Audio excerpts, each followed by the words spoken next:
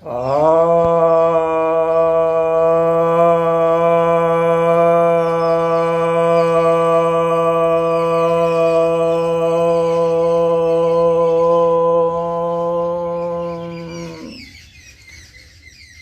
भक्तजनों को सप्रेम नमन। भक्तों, आज मैं आपके समक्ष पार्किंसन डिजीज़ के विषय में बतलाने जा रहा हूँ। इसे हिंदी में कंपन पक्षाघात कहते हैं, यानी कांपता हुआ व्यक्ति रहता है और इसका लक्षण बहुत स्पष्ट होता है। साधारण आदमी भी इसके लक्षण को जान जाते हैं। इसमें व्यक्ति कांपता रहता है। उसके शुरुआत उसके हाथ के कंपन से होती है, फिर धीरे धीरे पैर भी कांपने लगते हैं, फिर पूरा शरीर कांपने लगता है। वह कमज़ोर हो जाता है, चलता है तो लड़खड़ाता है, ऐसा लगता है कि दौड़ रहा है, इस तरह से चलता है। आँख बंद करने पर पलकों पर भी कंपन होती है। इसकी शुरुआत ऐसे भी हो सकती है। तो शरीर पूरा थरथराने लगता है। ये जो बीमारी है ये किन कारणों से होती है इसको समझ लें। तो कुछ जो ऐसी औषधियाँ हैं जो बहुत ज़्यादा गर्म औषधियाँ होती हैं, जिसे बहुत ज़्यादा लोग खाते हैं, उससे ये रक्तचाप बढ़ जाता है। इसके कारण जो है लकवा जैसी शिकायत आ जाती है। ये एक तरह से ये पार्शियल पैरालिसिस ही है और ज़्यादा उम्र में होता है। 50 वर्ष के बाद की अवस्था में ही ये सब होना शुरू होता है। मेटाक्लोप्रोमाइड एक दवा है जिसके कारण हो जाता है। रेज़रपाइन भी है, उसका अत्यधिक सेवन करने से हो जाता है। फिनोथायोसिन भी इसका सेवन ज़्यादा करने से वो भी पैदा कर देता है। और ऐसे बहुत सारे इन्फेक्शियस डिजीज़ भी होते हैं जो कि इसके कारण बन जाते हैं। जैसे एड्स की बीमारी हो गई है, एन्सेफलाइटिस हो गया है, जैकब डिजीज़ है या लेथार्जिका है, इस तरह से हो जाता है। जो गाय वगैरह का मांस खाते हैं उनको भी ये शिकायत आती है। लेकिन इसके मूल कारण में जाएंगे तो इसका मूल कारण तो इसका भावनात्मक है। जो लोग अकेले रहते हैं उनको ये बीमारी होती है। जिनमें बहुत ज़्यादा गुस्सा होता है उनमें बीमारी होती है। जो काफ़ी डरे हुए रहते हैं, भय से भी होता है। तो अकेलापन, भय, अत्यधिक क्रोध,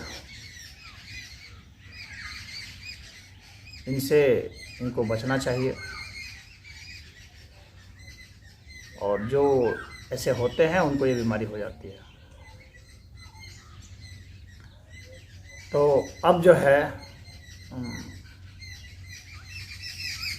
आपको जो इसका उपचार हो सकता है योग के द्वारा वह बता रहा हूँ, और औषधियों के द्वारा भी जो हो सकता है वह बता रहा हूँ। औषधियों में समझ लें कि आयुर्वेद की जो औषधियाँ हैं इसमें बहुत लाभकारी होती हैं। अश्वगंध है, शतावर है, आंवला है,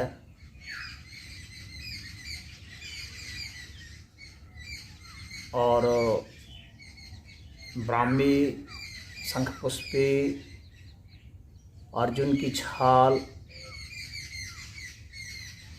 इलायची, सफ़ेद चंदन, गुलाब, मयूर पंख,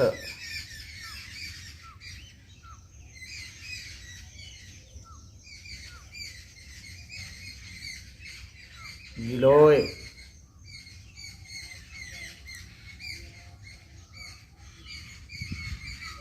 और कमल गट्टा या कमल का फूल,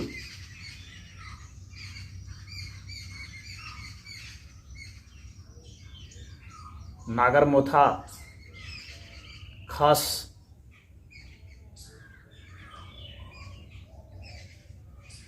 इन सबको आप बराबर मात्रा में ले लें और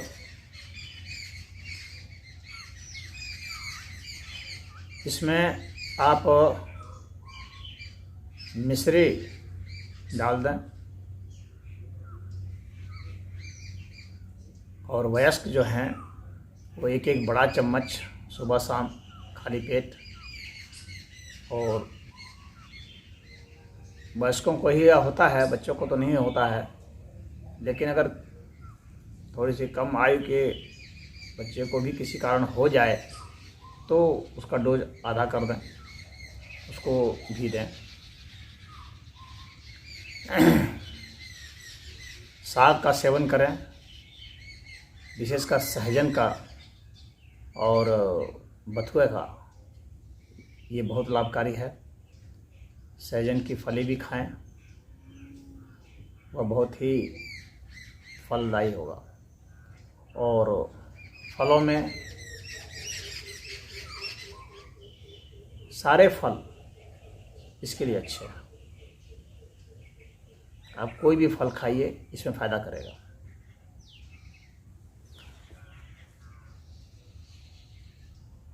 हरी सब्जियां इसमें बहुत लाभकारी हैं। इसके लिए गाजर बहुत ही अच्छा है, गाजर का सेवन करें, अत्यधिक लाभकारी। खीरे का सेवन करें, ककड़ी का, ये बहुत ही लाभकारी है। अब मैं आपको कुछ भस्मों की बात बता देता हूँ। इसमें कपर्दक भस्म है, शंख भस्म है,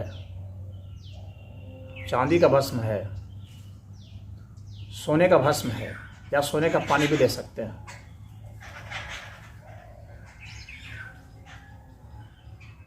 लौह भस्म है, ताम्र भस्म है।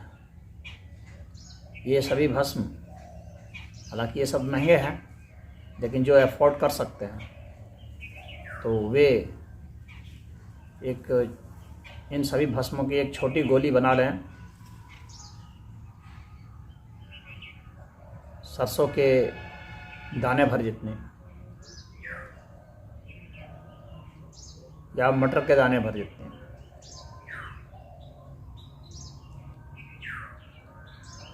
थोड़ा सा सरसों से बड़ा, मटर से थोड़ा छोटा, ऐसा आप समझिए।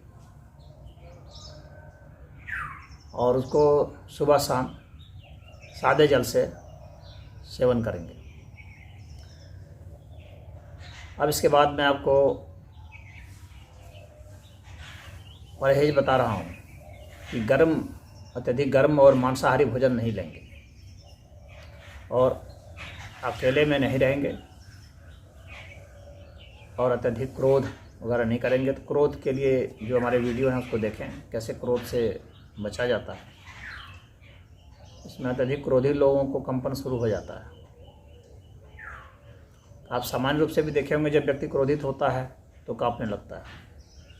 क्रोध में हम नियंत्रण खो बैठते हैं, इसीलिए क्रोध नहीं करें। और उसके लिए आपको क्या करना है, क्रोध से, भय से, इन सबसे मुक्त होने के लिए आपको मैं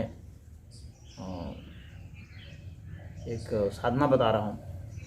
आपको आंख बंद कर देनी है, किसी भी ध्यान आसन पर बैठ जाइए। पद्मासन, सिद्धासन, सुखासन, वज्रासन, स्वस्तिकासन, इनमें से किसी भी आसन को चुन लें। ये आसन आपको नहीं आते हैं तो हमारे वीडियो हैं इन सब आसनों के, आप उनमें से किसी एक को देखकर समझ लें। फिलहाल मैं पद्मासन कर रहा हूँ और पद्मासन में पैरों को जांघ पर चढ़ा लेते हैं। इस तरह से आप देख लीजिए।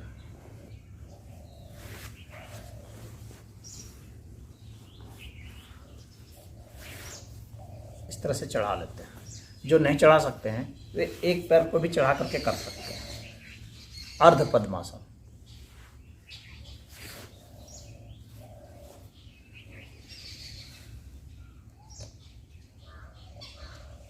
अब इसके बाद आँख को बंद रखें, लंबी सांस लें और ये जो उंगली है तर्जनी और अंगूठा, इसके जो छोर हैं, इन दोनों को मिला देंगे दोनों हाथों में। सीधा रहेंगे और श्वास प्रश्वास आराम से लेंगे, आंख बंद किए रहेंगे। धीरे धीरे लेंगे, धीरे धीरे छोड़ेंगे। सांस की आवाज़ आपको भी नहीं आनी चाहिए।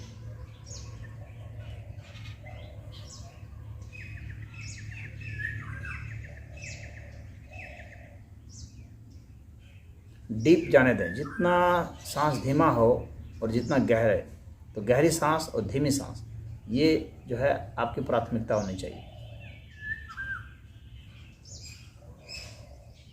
लंबा भरें, पूरक लंबी करेंगे, यानी श्वास को लंबा भरना है, फिर सांस को लंबा छोड़ना भी है।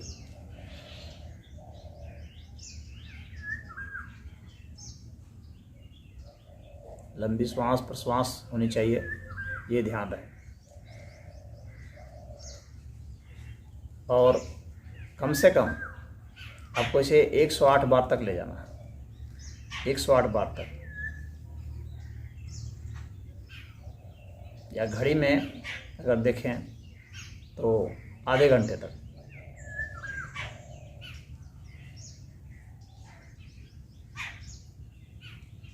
इस धारणा की प्रक्रिया से आपको अपने स्नायु पर नियंत्रण आ जाएगा, क्रोध पर नियंत्रण आ जाएगा, भय घटने लगेगा, एकांतपन भी आपको भयभीत नहीं करेगा, अनावश्यक उत्तेजित नहीं होंगे, तनावग्रस्त नहीं होंगे। तनाव से यह रोग होता है। तो आज के ज़माने में ये चारों चीज़ें बहुत ज़्यादा लोगों को सता रही हैं: तनाव, अकेलापन, भय और क्रोध।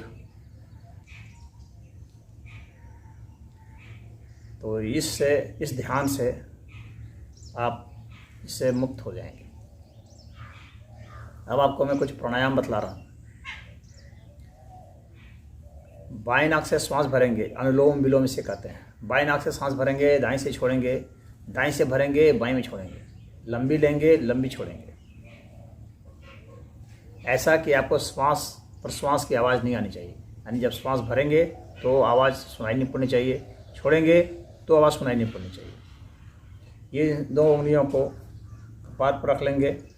इससे इधर का दाएं नाक को बंद करने और खोलने का काम करेंगे, और इससे अनामिका से इस बाएं को खोलने बंद करने का काम करेंगे।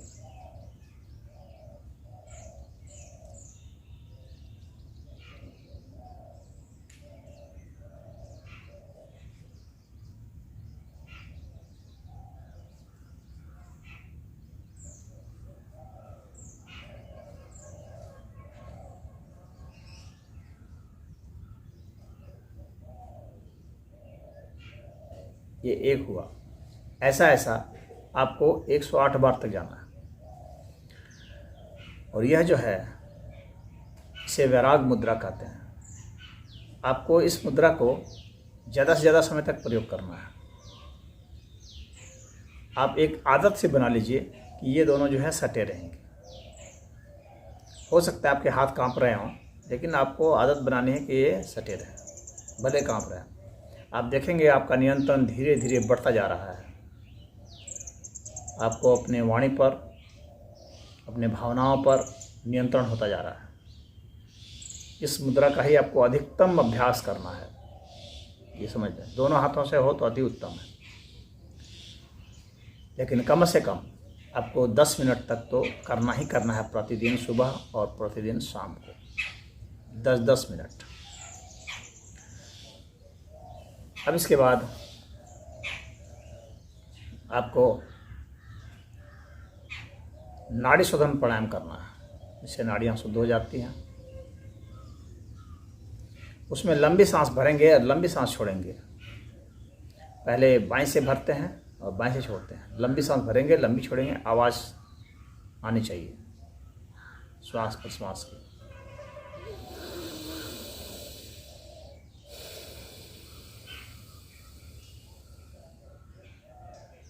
बाएं से लेंगे, बाएं से छोड़ेंगे। ऐसा ऐसा शुरू में आप 11 बार कीजिए। धीरे धीरे इसको बढ़ाते बढ़ाते बढ़ाते आप 108 बार तक चले जाएंगे।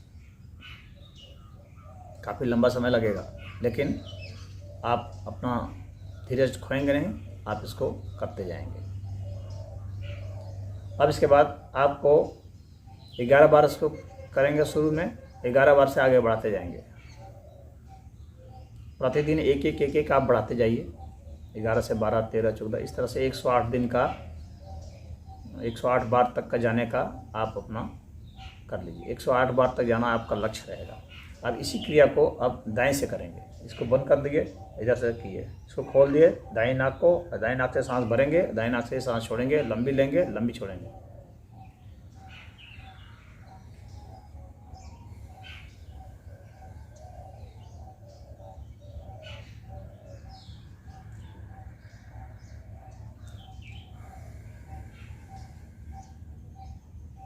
इस तरह से आपको करना है दाएं नाक से। अब इसके बाद आपको बाएं से लेना है, लेकिन छोड़ना है दाएं से। हर बार बाएं से लेंगे, हर बार दाएं में छोड़ेंगे।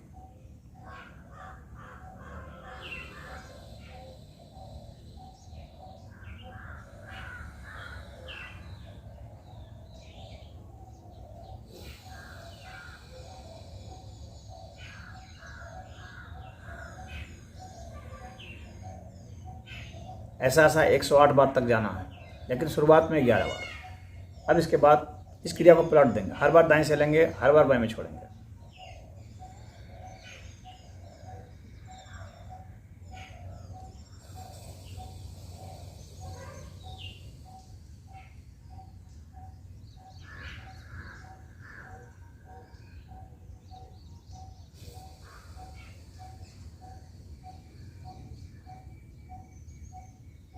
ऐसा ऐसा 108 बार करेंगे। हर बार दाएं से लेंगे, हर बार बाएं में छोड़ेंगे, हर बार दाएं से लेंगे, हर बार बाएं छोड़ेंगे। अब इसको अनुलोम विलोम स्टाइल में करेंगे, यानी बाएं से लेकर दाएं में छोड़ेंगे, दाएं से लेकर बाएं में छोड़ेंगे। उसकी गिनती 1 होगी। और वैसा वैसा शुरू में 11 बार, फिर 108 बार तक धीरे धीरे ले जाना है।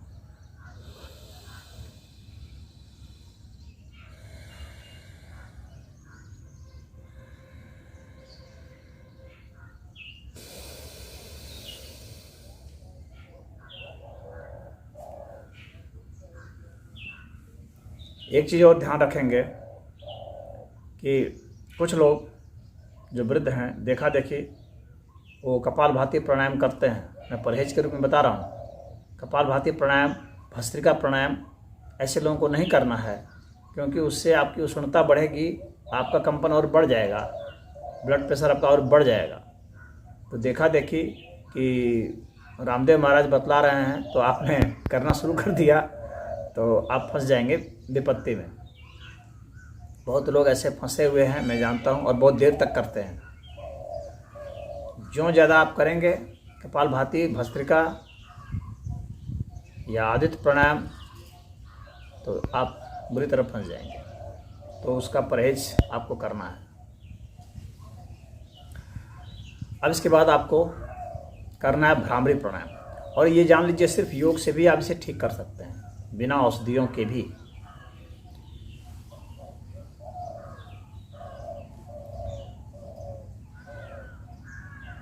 भ्रामरी प्राणायाम में क्या करना है, श्वास को भर लेंगे और धीरे धीरे गुनगुनाएंगे। अपने आप जो है हवा निकल जाएगी। फिर श्वास भरेंगे, धीरे धीरे गुनगुनाएंगे। तो शुरुआत में 11 बार करेंगे और धीरे धीरे इसको बढ़ाते हुए 108 बार तक ले जाना है। और इस मुद्रा का ही प्रयोग करना है, वैराग्य मुद्रा।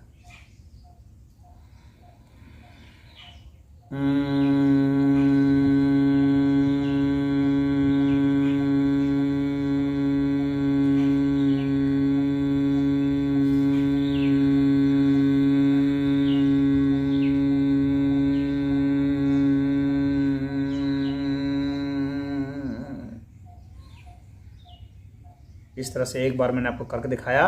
आपको 11 बार करना है और उसके बाद बढ़ाते जाना है। 108 तक आपका लक्ष्य है।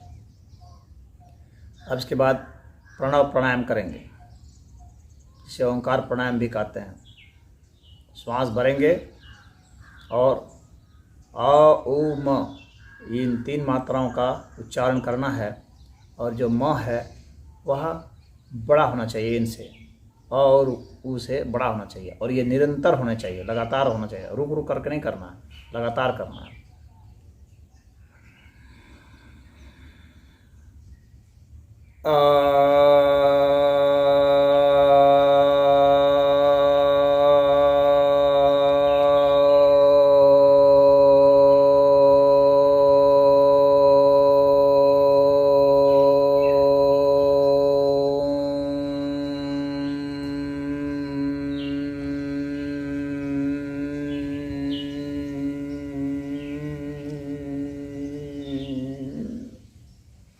आपको अपने नाभि को अधिक से अधिक पीछे जाने देना है। और जब श्वास भरेंगे यानी पूरक करेंगे तो खूब जितना अधिक से अधिक हो सकता है करेंगे। आपको यह ख्याल रखना है, आपका लक्ष्य यह रहेगा कि एक बार का जो उच्चारण है वह 16 सेकंड या उससे ज़्यादा का हो। यह आपको ध्यान रखना है। 16 मात्रा या उससे ज़्यादा का है। एक मात्रा में 1 सेकंड अमूमन होता है।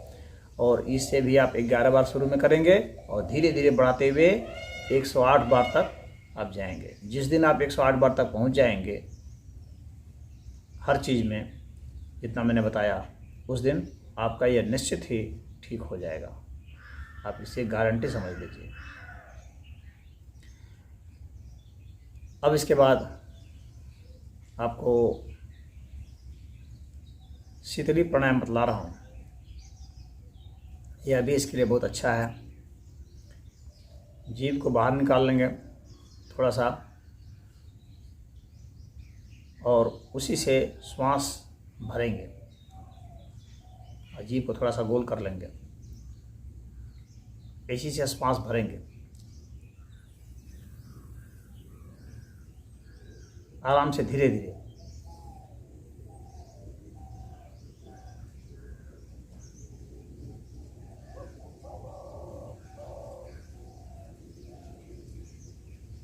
और नाक से छोड़ेंगे धीरे धीरे।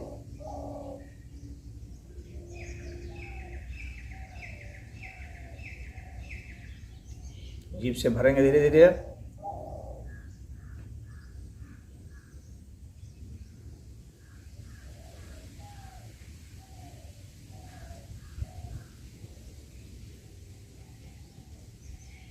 नाक से छोड़ेंगे धीरे धीरे।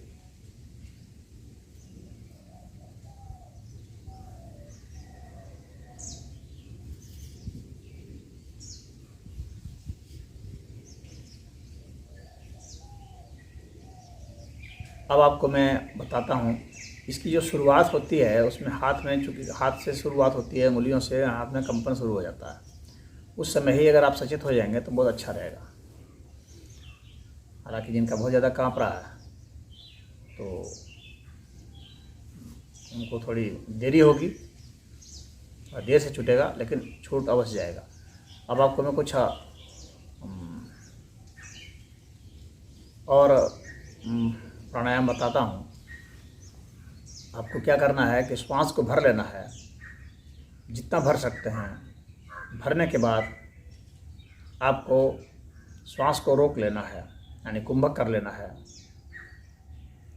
और उसके बाद हाथ की ओर आपको शक्ति लगानी है, बल हाथ की ओर लगाना है। हाथ को सीधा रखेंगे, हाथ आपका कांपेगा ऐसे से, लेकिन आपको एकदम कोशिश करना है कि इसको कांपने नहीं देना है। और इसके जो बीच की उंगली जो है वहाँ पर आपकी दृष्टि होनी चाहिए।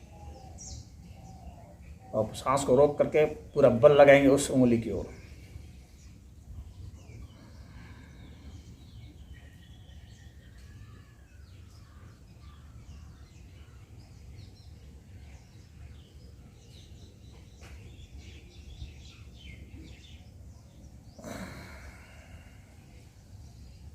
ऐसा ऐसा आपको 11 बार करना है। दोनों हाथों में बारी बारी से करेंगे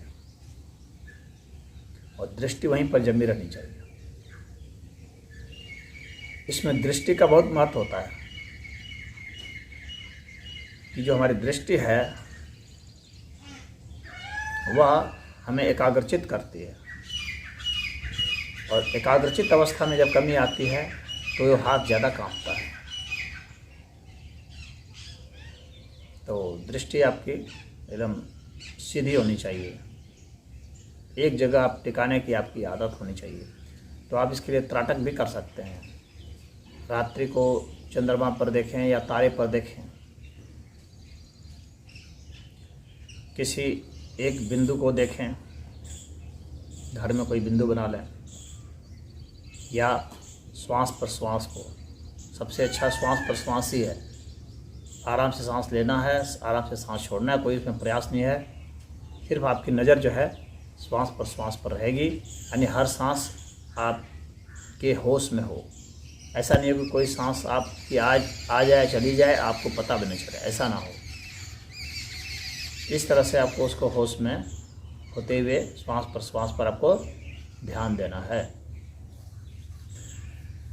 अब इसके बाद आपको बता रहा हूँ एक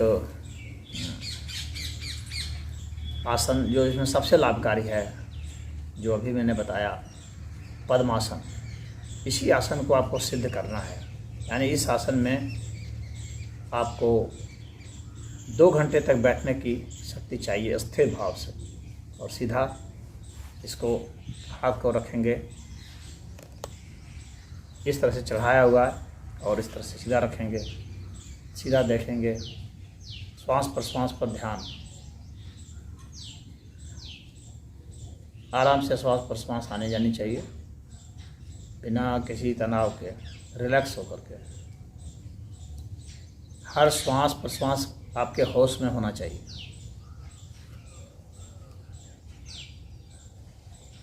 हर श्वास प्रश्वास आपके होश में हो।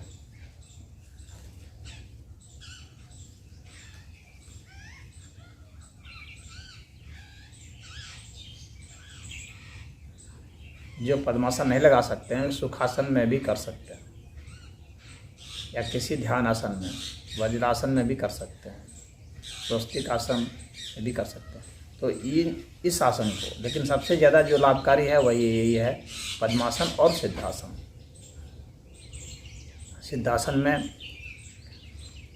एक एड़ी को शिवन पर रखते हैं, यानी अंडकोश के नीचे रखते हैं पुरुष के लिए, और महिलाओं के लिए तो फिर उसी तरह से है, अपने जनेंद्रिय पर रखें, और उसके बाद फिर दूसरी एड़ी को फिर उसके ऊपर रख लेते हैं। इस तरह से रख लेंगे। ये सिद्धासन है, यह भी बहुत लाभकारी है पार्किंसन डिजीज के लिए।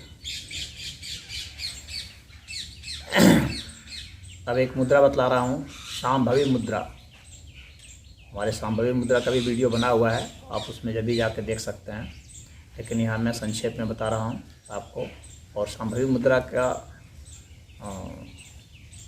जो सामान्य अवस्था है वही है, आप सिद्धासन लगा लीजिए या पद्मासन लगा लीजिए, और इसको इसी स्थिति में रखेंगे दराग मुद्रा में, और यहाँ ऊपर की ओर देखेंगे।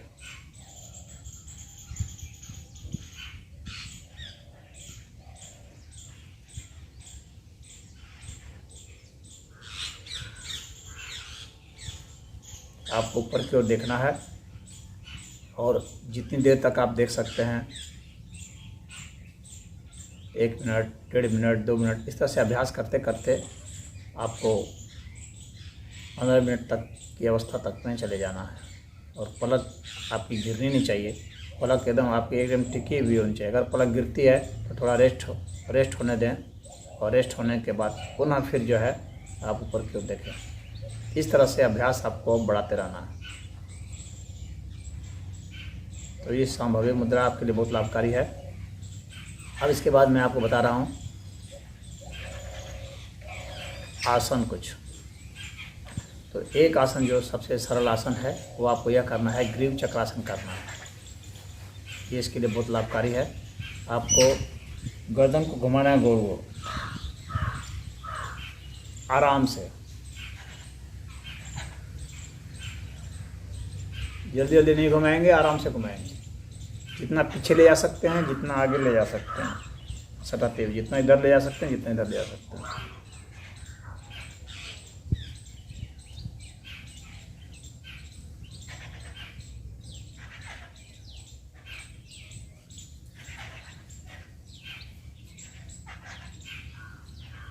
ऐसा ऐसा 11 बार घुमाएंगे, पुनः 11 बार उल्टा घुमाएंगे।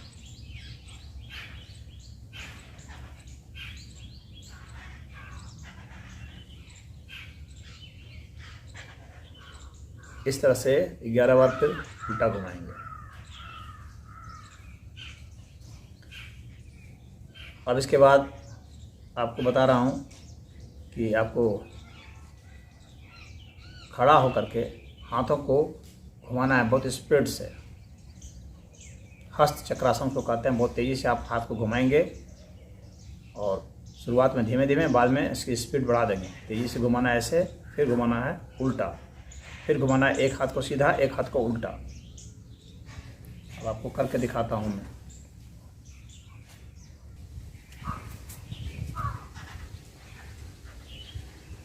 इस तरह से खड़े हो जाएंगे तो हाथ को धीरे धीरे घुमाएंगे, फिर इसकी गति बढ़ा देंगे।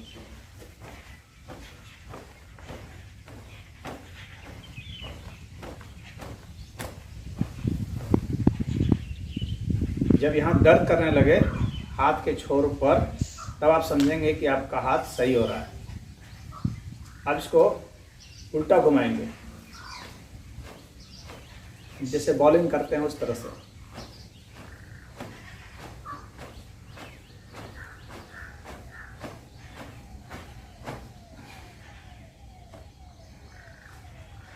अब एक हाथ सीधा, एक हाथ उल्टा।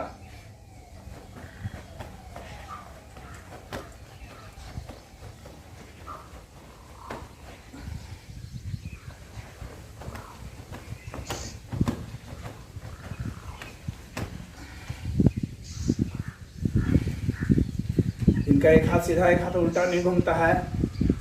उनको पहले क्या करना चाहिए कि धीरे धीरे एक हाथ ऐसे घुमाना चाहिए और धीरे धीरे अपने माइंड को आदेश दें कि इसको मुझे ऐसे ही घुमाते रहना है। और आप जब आप इसको इसी तरह से ऑटो मोड में डाल दीजिए कि ऐसे ही चलता रहे। तब फिर दिमाग के दूसरे हिस्से को आदेश दीजिए कि इसको मुझे ऐसे घुमाना है, तब ऐसे घूमने लगेगा।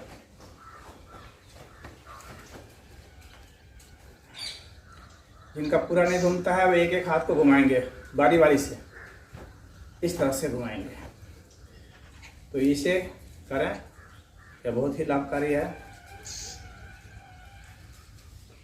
अब इसके बाद आपको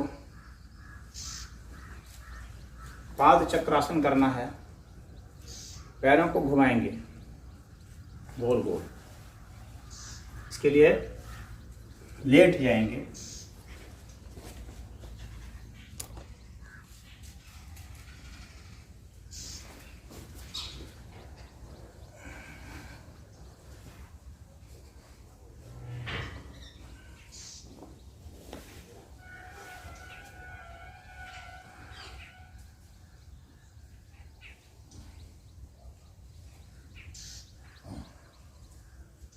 एक 11 बार से घुमाएंगे, फिर उल्टा।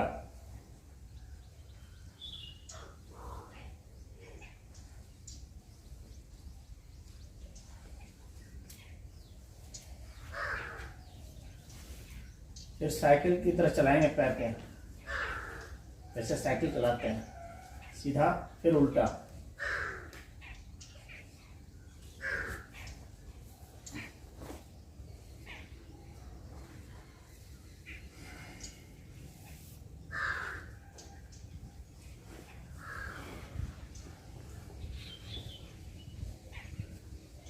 दोनों पैरों को मिला लेंगे और सटाएंगे जमीन से।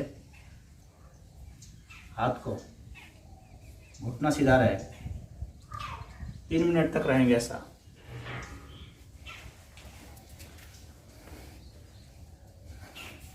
इतना काफ़ी है, आप कीजिए और आपका पार्किंसन डिजीज़ ख़त्म हो जाएगा।